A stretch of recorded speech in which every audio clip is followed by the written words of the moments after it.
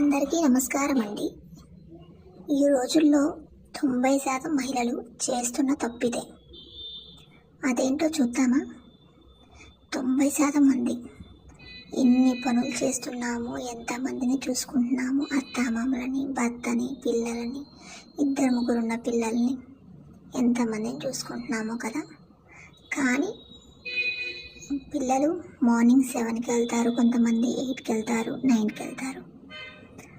అలా వెళ్ళిన వెంటనే ఇంటి పని చేసుకుంటూ, ఇంటిని చక్కదిద్దుకుంటూ వాళ్ళు ఉదయం టిఫిన్ చేయడానికి ఎట్లేదన్నా 11-12 అవుతుంది. కొంతమంది టిఫిన్ కూడా చేయరు. ఎందుకని అలా? టిఫిన్ కూడా చేయరు, డైరెక్ట్గా ఆఫ్టర్నూన్ అన్నం తింటారు.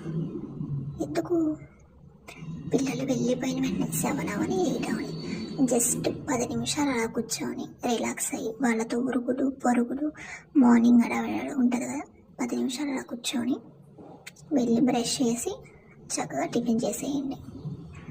అలా టిఫిన్ చేయడం వల్ల కొద్దిగా ఓపిక వస్తుంది. కొంతమంది అలా టిఫిన్ చేస్తే మేము పని చేయలేము, మా వల్ల కాదు అంటారు. పని చేయలేదు, 1 గంట పడుకోండి, 1 గంట అలా పడుకుంటే దరిద్రం అది ఇది అంటారు కదా.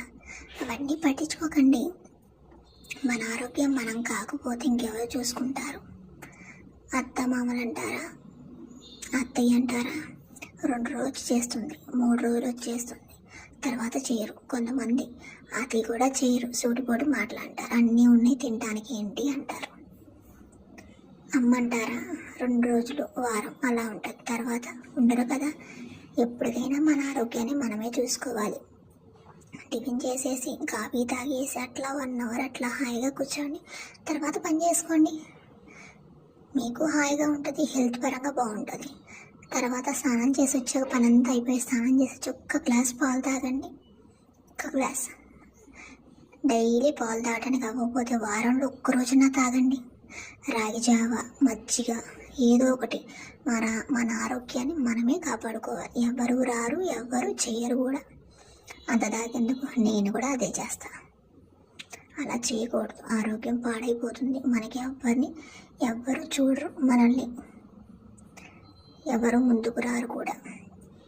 అందరూ మనల్ని అంటారు అన్నీ ఉన్నాయి తను తినట్లేదు అని. ఎందుకు?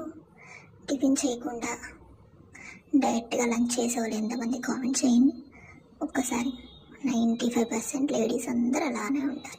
ప్లీజ్, మన ఆరోగ్యాన్ని మనమే కాపాడు. మనం బాగుంటేనే ఇల్లు బాగుంటుంది, పిల్లలు బాగుంటారు. Thanks for watching. Thank you. Please subscribe my channel.